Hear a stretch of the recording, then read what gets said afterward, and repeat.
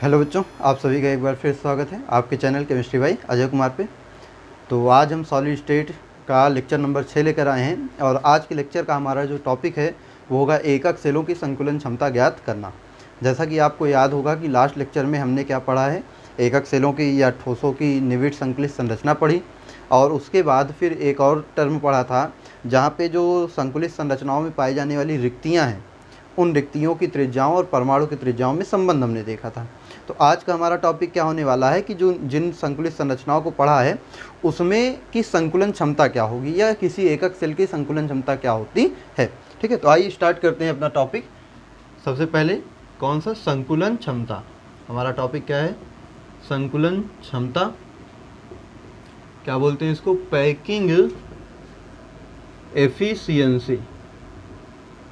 Packing efficiency, संकुलन क्षमता क्या होती है। ठीक है, तो जैसा कि संकुलन संरचना बताई थी कि किसी एकक सेल में परमाणुओं को इस प्रकार रखते हैं कि परमाणुओं के द्वारा जो घेरा गया स्थान होता है या परमाणु के द्वारा जो घेरा गया आयतन होता है वो अधिकतम हो, क्या हो, अधिकतम हो, और उसमें परमाणु इस प्रकार से रखे हों कि एकक सेल में जो जगह बचे वो कम से कम रह जाए। तो इस प्रकार से प्राप्त संरचना क्या होती है, एक हमारी संकुलित संरचना होती है कि जब परमाणुओं के द्वारा अधिकतम आयतन एकक सेल में घेरा जाता है तो जो संरचना प्राप्त होती है उसी को हम क्या बोलते हैं, संकुलित संरचना। तो संकुलन क्षमता क्या है कि किसी भी एकक सेल में परमाणुओं ने कुल कितना स्थान घेरा हुआ है, किसी भी एकक सेल में परमाणुओं ने कुल कितना स्थान घेरा हुआ है, कुल कितना स्थान कितना आयतन परमाणुओं द्वारा घेरा गया है, वही क्या होती है, संकुलन क्षमता होती है। तो हम क्या कहेंगे कि किसी एकक सेल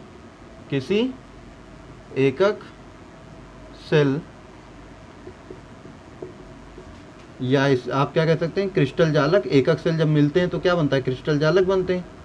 में परमाणुओं के द्वारा घेरा गया आयतन है ना, या स्थान कह लीजिए, क्या कहलाता है, संकुलन क्षमता कहलाती है। संकुलन क्षमता कहलाती है।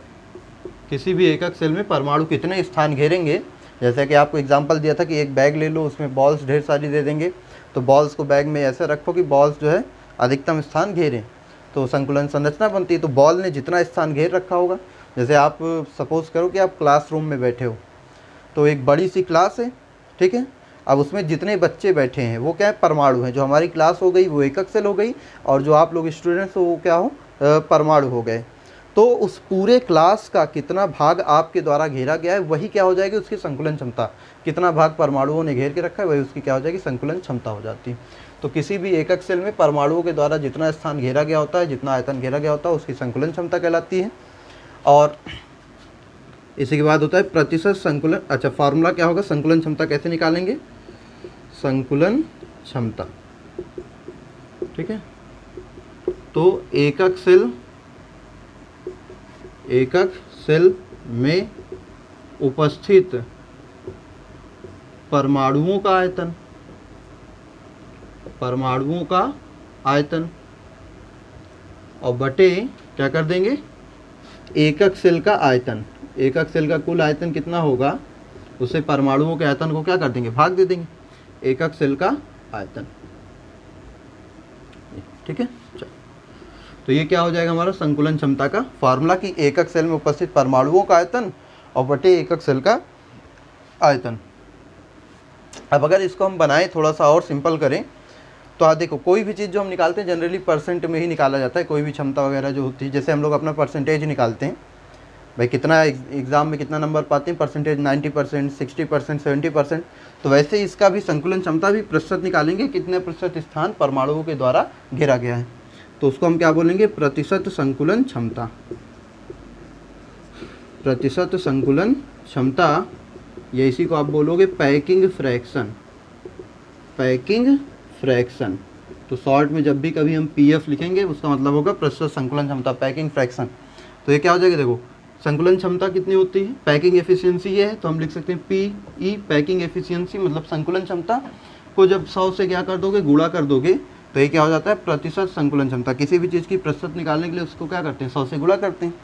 जैसे आप क्या होता है, आपका एग्ज़ाम कितने मार्क्स है, मान लो हाई स्कूल का एग्ज़ाम दिए 600 मार्क्स टोटल एग्ज़ाम था और उसमें नंबर आप पाए 400, ये तो ये क्या हो गई, आपकी क्षमता हो गई।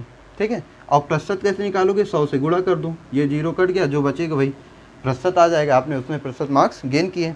तो उसी प्रकार से संकुल संरचनाओं में क्या होगा, जब आप देखोगे तो क्षमता को 100 से गुणा कर दोगे तो प्रतिशतता निकल आएगी, मतलब पैकिंग फ्रैक्शन आ जाएगा। ठीक है, अब इसी को हम सिंप्लीफाई करते हैं कि उपस्थित जो परमाणु का आयतन होगा वो कितना होगा, एकक सेल का आयतन वो कितना होगा। चलो इसको नोट करो, फिर देखते हैं।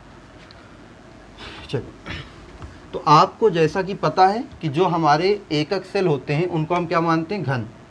जो हमारा घन होता है वो क्या होता है, एकक सेल होता है, ये ठीक है, ये घन हो गया, ये हमारा क्या है, एकक सेल है, एकक सेल। तो बताओ घन का आयतन क्या होता है, घन की प्रत्येक भुजा कितनी होती है, ए, ये भी ए, ये भी क्या हो जाएगी ए, और ये ऊंचाई जो है ये भी कितनी हो जाएगी ए। तो घन की प्रत्येक भुजा कितनी होती है ए। तो घन का आयतन क्या होता है, घन का आयतन लंबाई गुणे चौड़ाई गुणे ऊंचाई, लंबाई ए, चौड़ाई भी ए, ऊंचाई भी, लंबाई भी ए, चौड़ाई भी ए, ऊंचाई भी ए। तो घन का आयतन हो जाएगा ए क्यूब। अब क्योंकि जो एकक सेल होता है वो घन के आकार का होता है, तो जितना घन का आयतन होगा वही एकक सेल का आयतन हो जाएगा। तो इसी को हम क्या कहेंगे, एकक सेल का आयतन। एकक सेल का आयतन कितना होगा, ए क्यूब होगा। एकक सेल का भी आयतन कितना हो जाएगा, घन के आयतन के बराबर, ए क्यूब। चलो एक चीज़ तो आ गई हमारे पास, भाई एकक सेल का आयतन आ गया। अब एकक सेल में उपस्थित परमाणुओं का आयतन निकालना है। तो बताओ परमाणु जो होते हैं वो किस आकार के होते हैं, गोलाकार। परमाणु किस आकार के होते हैं, गोलाकार। आपको पता है परमाणुओं को कैसा मानते हैं, गोलाकार मानते हैं। तो अगर परमाणु गोलेकार हैं तो उनका आयतन गोले के आयतन के बराबर होता है। तो बताइए गोले का आयतन कितना होता है, गोले का आयतन होता है 4/3 पाई आर क्यूब, यही होता है, गोले का आयतन हो जाएगा। और बताओ किसी भी एकक सेल में परमाणुओं की संख्या कितनी होती है। तो एकक सेल में परमाणुओं की संख्या क्या लिखेंगे, एकक सेल में परमाणुओं की संख्या, परमाणुओं की संख्या बताओ किससे डिनोट करते हो उसको, जेड से, है ना। जैसे सरल घन एकक सेल में जेड का मान 1 होता है, काय केंद्रित में जेड का मान 2 होता है, फलक केंद्र में जेड का मान 4 होता है। तो एकक सेल में परमाणुओं की संख्या को दर्शाते हैं जेड से। अब अगर हम देखें पैकिंग फ्रैक्शन का फार्मूला क्या आएगा, संकुलन क्षमता का, जो प्रतिशत संकुलन क्षमता है। तो पैकिंग फ्रैक्शन देखो ऊपर क्या होता है, अभी जो फार्मूला नोट किया देखो उसमें क्या है कि एकक सेल में उपस्थित परमाणुओं का आयतन। तो एक परमाणु गोले के आकार का, तो उसका आयतन कितना हो जाएगा, 4/3 पाई आर क्यूब, एक गोले का आयतन, एक परमाणु का आयतन। अब इसमें कितने परमाणु कुल उपस्थित हैं, तो कुल परमाणु होते हैं जेड, तो जेड से क्या कर दो गुणा, तो कुल परमाणुओं का आयतन आ गया। एकक सेल में जितने परमाणु हैं सबका आयतन आ गया। और एकक सेल का आयतन कितना होता है, एकक सेल का आयतन होता है ए क्यूब, ये। तो ये आपका क्या आ गया, पैकिंग फ्रैक्शन का फॉर्मूला, मतलब संकुलन क्षमता का, प्रतिशत संकुलन क्षमता का formula, Z into 4/3 pi r cube upon a cube. कैसे आया, बात समझ गए। परमाणु गोलेकार होते हैं तो गोले का आयतन बटे एकक सेल घन होता है तो घन का आयतन, और क्योंकि प्रतिशत निकालने के लिए 100 का गुणा करते हो तो यहाँ क्या कर दोगे, गुणे 100। ये आएगा आपका पैकिंग फ्रैक्शन का फॉर्मूला। ठीक है, इसको नोट करो, तो फिर हम एक एक के लिए निकालते हैं, देखते हैं क्या होगा। चलो, तो सबसे पहले बात करेंगे सरल घन एकक सेल की। सबसे पहला जो संकुलन क्षमता निकालेंगे किसके लिए, सरल घन एकक सेल के लिए। सरल घन एकक सेल को शॉर्ट में क्या बोलते हो, पीसीसी कहते हो ना, प्रिमिटिव क्यूबिक यूनिट सेल। तो बताइए पैकिंग फ्रैक्शन, पहले इसकी इंफॉर्मेशन लिख लेते हैं ना। देखो सरल घन एकक सेल में कुल परमाणु कितने होते हैं, 1 होते हैं, तो जेड का मान इसके लिए क्या हो जाएगा, 1, परमाणुओं की संख्या 1।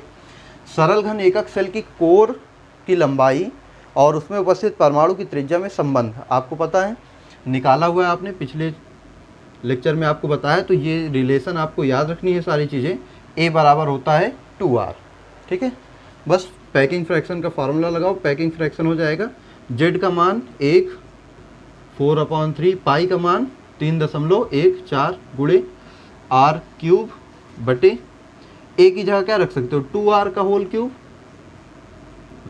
और इनटू में क्या रखते हैं 100, ये आ गया। अब इसी को सॉल्व कर लेते हैं। तो देखिए सॉल्व करेंगे तो क्या होगा, 4 × 3.14 into r cube into 100 divided by, अब 2 का क्यूब क्या हो जाएगा 8 और आर क्यूब, देखो आर क्यूब से आर क्यूब कैंसिल हो जाएगा, 4 दूनी क्या हो जाएगा 8 और 2 पंचे हो जाएगा 10, ठीक है, ये आ जाएगा 50 आ जाएगा, ठीक है। अब देखिए यहाँ पे तो 2 से काटा 50 आ गया, 3.14 गुणे 50, यही हुआ। अभी ये जो ऊपर 3 था ये रह गया ना, यहाँ 3 आएगा, ये 3, ये ऊपर 4/3 था ना, नीचे आएगा 3, तो इसके बटे में क्या बचेगा 3 बचेगा। और जब इसे आप सॉल्व करोगे तो ये लगभग आएगा 52.33%। क्या आएगी इसकी संकुलन क्षमता, मतलब सरल घन एकक सेल में परमाणुओं के द्वारा घेरा गया स्थान कितना होता है, 52.33% स्थान परमाणुओं के द्वारा घेरा गया होता है। तो खाली स्थान भी हम निकाल सकते हैं। कुल स्थान 100 भाग होता है, उसमें कितना परमाणुओं ने घेरा है 52.33, तो कितना खाली होगा 47.67% भाग क्या होगा खाली होगा, ठीक है। ये आ गई आपकी संकुलन क्षमता, इतना स्थान घेरा गया होगा और इतना स्थान खाली होता है, ठीक है। चलिए नोट करिए इसको। फिर हम दूसरा देखते हैं काय केंद्रित घन एकक सेल के लिए।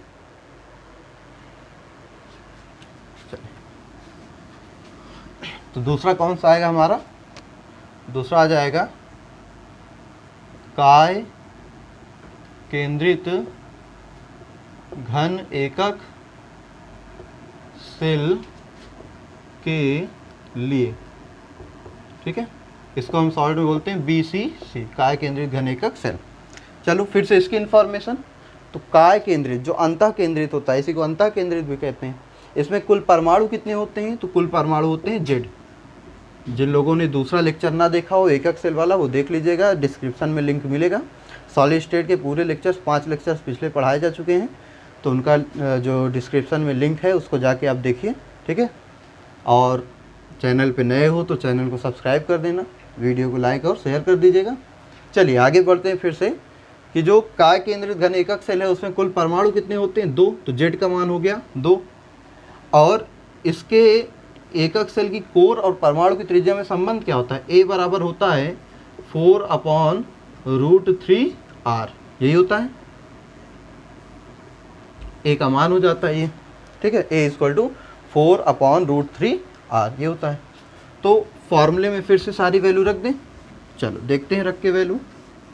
तो फॉर्मूला कहता क्या है पैकिंग फ्रैक्शन का कि Z कितना है 2, फिर 4/3 पाई r क्यूब, यही होता है, अपॉन a क्यूब की जगह क्या रखोगे 4/√3 r का होल क्यूब, और इंटू क्या हो जाएगा 100, यही होगा।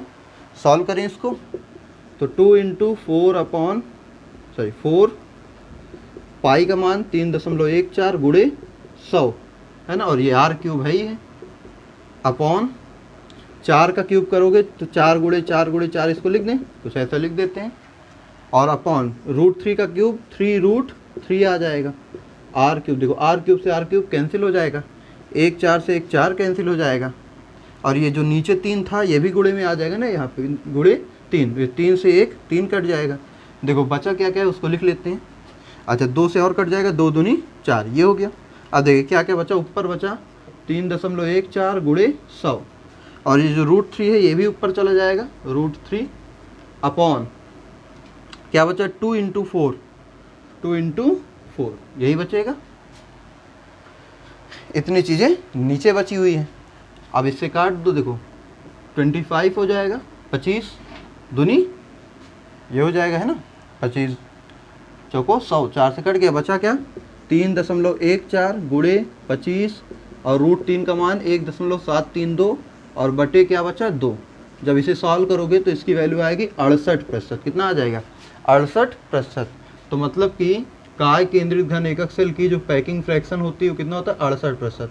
उसमें परमाणुओं द्वारा कितना आयतन घेरा गया होता है 68% भाग परमाणुओं द्वारा घेरा गया होता है। खाली स्थान कितना होता है इसको भी निकाल सकते हो, बताओ खाली स्थान कितना हो जाएगा 100 में से 68 क्या करो घटा दो, कितना आएगा 32%।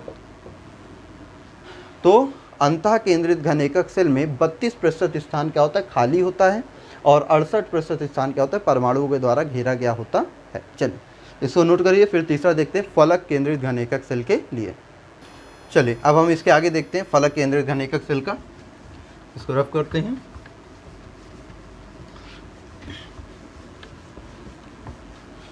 तो तीसरा हमारा क्या होगा, फलक केंद्रित घन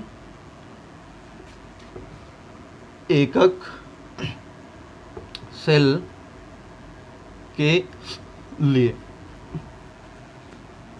इसको शॉर्ट में एफसीसी कहते हो या इसी को सीसीपी भी कहते हैं, क्यूबिक क्लोज पैकिंग स्ट्रक्चर भी कहते हैं इसको, ठीक है।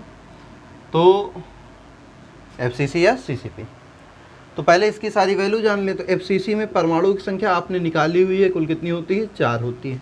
जेड का मान 4 होता है। और इसके जो कोर की त्रिज्या है एकक सेल के और परमाणु की त्रिज्या, उसमें संबंध क्या होता है, ए बराबर होता है 2√2r, ये होता है। तो फिर से पैकिंग फ्रैक्शन का फार्मूला लगा दें, सिंपल सा। पैकिंग फ्रैक्शन बराबर क्या हो जाएगा बताइए। जेड है 4 गुणे 4/3 फिर पाई r क्यूब गुणे 100 बटे में ए की जगह क्या रखोगे, 2√2r का होल क्यूब, यही रखेंगे। सॉल्व करते हैं इसको। तो 4 गुणे 4 गुणे पाई का मान 3.14 गुणे 100 और r क्यूब है ही है, और बटे में 2 का क्यूब 8, फिर √2 का भी क्यूब होगा तो 2√2, और फिर ये क्या है r क्यूब, r का क्यूब, r क्यूब से r क्यूब कट जाएगा। देखो 8 दूनी 16, 4 चौके 16। अच्छा ये 3 भी है ना, 3 यहाँ गुणे में आ जाएगा, ये 3, ये हो गया।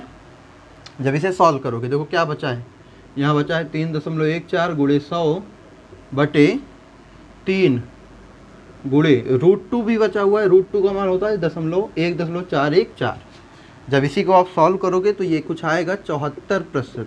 कितना आ जाएगा, पैकिंग फ्रैक्शन आपका आएगा 74%। तो खाली स्थान कितना हो जाएगा, खाली स्थान हो जाएगा 100 माइनस 74 मतलब कि 26%। तो इसका मतलब क्या है कि फलक केंद्रित घनीय व्यवस्था में या घनीय संकुलित संरचना में जो आपका पैकिंग फ्रैक्शन होता है, परमाणुओं द्वारा घेरा गया स्थान है, वो कितना है 74%, और खाली स्थान कितना होता है 26%। चलिए इसको नोट करिए। तो फिर हम छठवां देखेंगे HCP, षटकोणीय निविड़ घनीय संकुलित संरचना के लिए, ठीक है। चलो जल्दी से स्क्रीनशॉट ले लो इसका, ठीक ले लिया। चलो आगे बढ़ते हैं। अब चौथा वाला जो है उसको ध्यान से समझिएगा बड़े, ठीक है। चल तो चौथा जो हमारा होगा वो होगा षटकोणीय निविड़ संकुलित संरचना के लिए इसको शॉर्ट में बोलते हैं HCP, हेक्सागोनल क्लोज पैकिंग। अब इसका स्ट्रक्चर अगर देखें तो स्ट्रक्चर कुछ ऐसा होता है। अगर इसके स्ट्रक्चर की बात करें तो स्ट्रक्चर कुछ ऐसा होगा, ठीक है।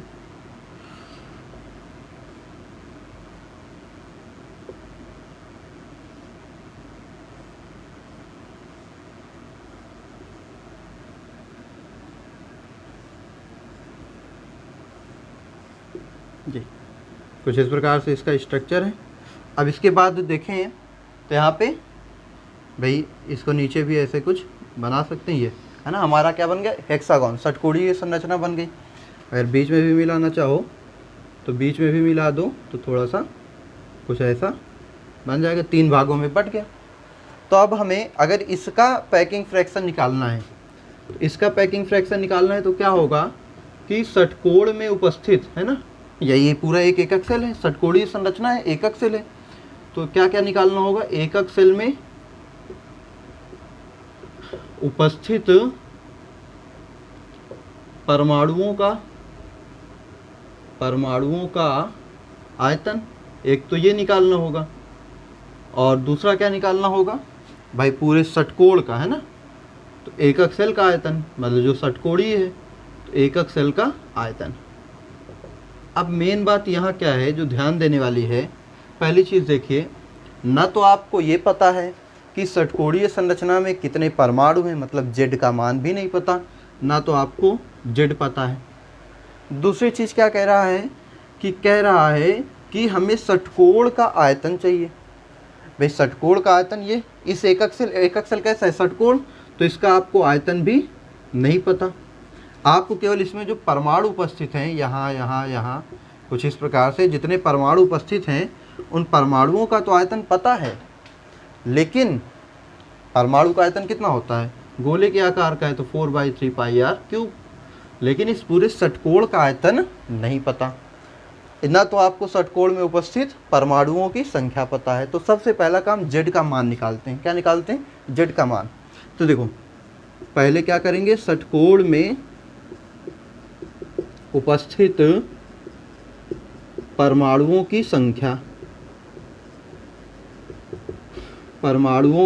संख्या, ठीक है।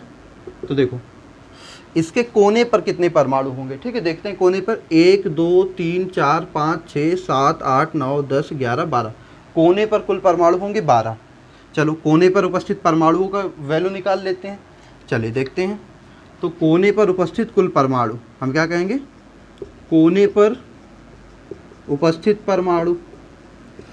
अब षटकोणीय में कोने पर जो उपस्थित परमाणु होता है उसका केवल 1/6 भाग अपने एकक सेल में होता है। कितना भाग, 1/6 भाग अपने एकक सेल में होता है।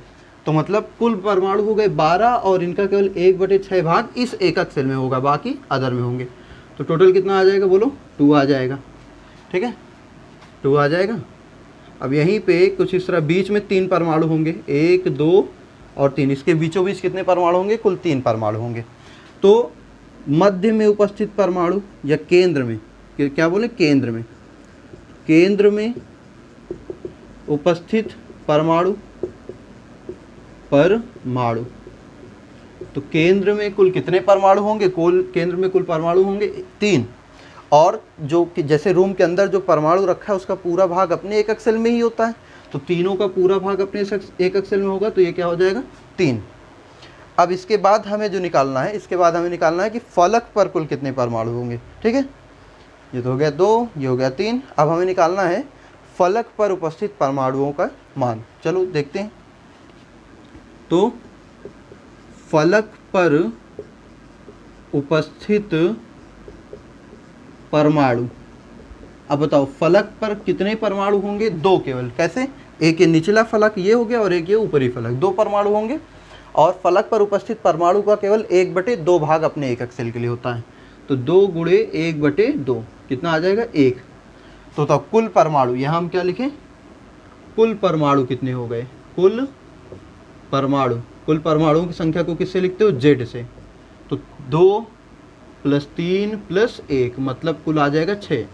तो षटकोण में कुल परमाणु कितने होते हैं, 6 परमाणु, कुल 6 परमाणु होते हैं। जेड का मान हमें मिल गया, जेड कितना आ जाएगा, 6 आ जाएगा, पहली चीज़। अब हमें षटकोण का आयतन नहीं पता, ये समषटकोण है, इसका आयतन हमें नहीं पता। तो अब हम क्या निकालेंगे, चलो अब हम निकालेंगे एकक सेल का आयतन, ठीक है। क्या निकालेंगे, एकक सेल का आयतन। चलो तो षटकोणीय एकक सेल का आयतन कैसे निकलेगा, आधार गुणे ऊंचाई से। कैसे निकलेगा, आधार गुणे ऊंचाई। देखो आधार इसका ये है, कुछ ये आधार है, ये देखो समषटकोणीय आधार है और ये ऊंचाई, तो आधार और ऊंचाई को गुणा कर दोगे तो आयतन आ जाएगा। तो पहले हमें पता होना चाहिए समषटकोण का आधार कितना होता है। तो उसका फॉर्मूला देखो, इस फार्मूले को याद रखिएगा हमेशा, मैथ में आप लोगों ने पढ़ा होगा। समषटकोण का आयतन कितना होता है, ये होता है 6√3/4 × 2r⁴।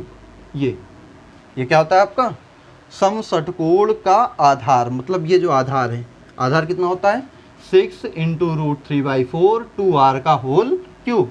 जब इसको सॉल्व करोगे देखो क्या आएगा, 6 into root 3 upon 4, sorry cube नहीं स्क्वायर, क्या होता है स्क्वायर, तो 4r स्क्वायर, 4 से 4 कट जाएगा तो कितनी आ जाएगी वैल्यू, ये वैल्यू आ जाएगी 6 रूट 3 आर स्क्वायर। ये क्या आ गया, आधार आ गया।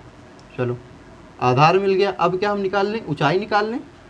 समषटकोण की ऊंचाई कितनी होती है, ठीक है, चलो ऊंचाई निकालते हैं। तो जब ऊंचाई निकालोगे तो इसकी ऊंचाई का मान होता है कितना, देखो इसकी ऊंचाई होती है 4 इंटू रूट 2 अपॉन 3 आर। कितनी होती है, 4 इंटू रूट 2 अपॉन 3 आर। तो ये ऊंचाई हो गई। तो बताओ आयतन कितना हो जाएगा, आयतन निकाल सकते हैं, आधार गुणे ऊंचाई, यही तो आयतन था। आधार कितना है 6 रूट 3 आर स्क्वायर, ऊंचाई कितनी है 4 root 3 upon root 2 upon 3 r. तो रूट 3 से रूट 3 कट जाएगा, 6 चौके 24 हो गया, ये रूट 2 है, आर स्क्वायर और आर क्या हो जाएगा, आर क्यूब आ जाएगा। ये क्या आ गया आपका एकक सेल का आयतन, ठीक है। अब यहाँ हम पैकिंग फ्रैक्शन इसका निकाल लें, संकुलन क्षमता निकाल लें। इधर देखो पैकिंग फ्रैक्शन कैसे निकालोगे, फार्मूला लगाओ पैकिंग फ्रैक्शन का। परमाणुओं की संख्या जेड का मान कितना आया था 6, एक गोले का आयतन कितना होता है 4/3 पाई आर क्यूब, और गुणे क्या 100 बटे कुल एकक सेल का आयतन। नीचे क्या होता है एकक सेल का आयतन, क्योंकि इसमें एकक सेल घनीय नहीं था इसलिए हम ए क्यूब नहीं रखेंगे, हम एकक सेल का पहले आयतन निकालेंगे। तो समषटकोणीय था तो एकक सेल का आयतन आया 24 रूट 2 आर क्यूब। देखो आर क्यूब से आर क्यूब कट जाएगा, ठीक है। चलो 6 चौक क्या आ जाएगा 24 आ जाएगा, इस 4 से ये 4 भी कट जाएगा, बचेगा क्या 3.14 पाई का मान गुणे 100 बटे नीचे आएगा 3 इंटू रूट 2। और अभी अभी फलक केंद्रित में देखा था, जब यही वैल्यू पूरी आई थी तो उसका मान कितना था, उसका मान आया था 74%। कितना आया था 74%, ठीक है। तो इसका मतलब होता है कि जो HCP होगा उसका पैकिंग फ्रैक्शन कितना होगा 74%, और उसमें खाली स्थान कितना हो जाएगा, खाली स्थान भी निकाल लें तो खाली स्थान हो जाएगा कितना बताओ, खाली स्थान होगा 100 माइनस 74 मतलब कि 26%। ये क्या आ गई हमारी पैकिंग फ्रैक्शन संकुलन क्षमता, ठीक है।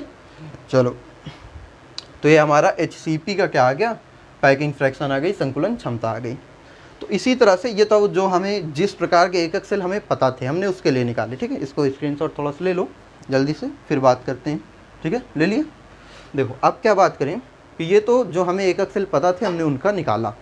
अब इसी तरह जो क्वेश्चन होता है जैसे कंपटीशन में होता है, बोर्ड लेवल में तो इसी से डायरेक्ट पूछेगा, कंपटीशन लेवल में एक एकक सेल दे देगा, उसमें परमाणुओं की संख्या मान लो बता दिया, ठीक है, ए और आर में रिलेशन बता दिया, तो फंक्शन मतलब उससे पैकिंग फ्रैक्शन पूछ लेगा। या तो कुछ ऐसी इन्फॉर्मेशन दी होगी जहाँ से आप ए और आर का रिलेशन निकाल सकते हो। जैसे देखो इसमें ए और आर का रिलेशन नहीं दिया था षटकोण में, हमने इसका आयतन अपने से निकाला और फिर रखा। तो इसी तरह के क्वेश्चंस आपसे बना के पूछ सकता है। तो पैकिंग फ्रैक्शन का सीधा सीधा फार्मूला आपको याद रखना है कि जो एकक सेल में उपस्थित परमाणु होते हैं उनको कुल आयतन से, मतलब एकक सेल के कुल आयतन से भाग दे देते हैं, गुणे 100 करते हैं, प्रतिशत आ जाता है, ठीक है। तो ये हमारा आज का टॉपिक क्या था, पैकिंग फ्रैक्शन। यहाँ पे ये क्या होता है समाप्त होता है, ठीक है। फिर हम नेक्स्ट वीडियो में मिलते हैं, एकक सेलों के घनत्व को देखते हैं कि एकक सेल के घनत्व की गणना किस प्रकार से की जाती है, और उसके कुछ न्यूमेरिकल देखेंगे, ठीक है। फिर मिलते हैं नेक्स्ट वीडियो में।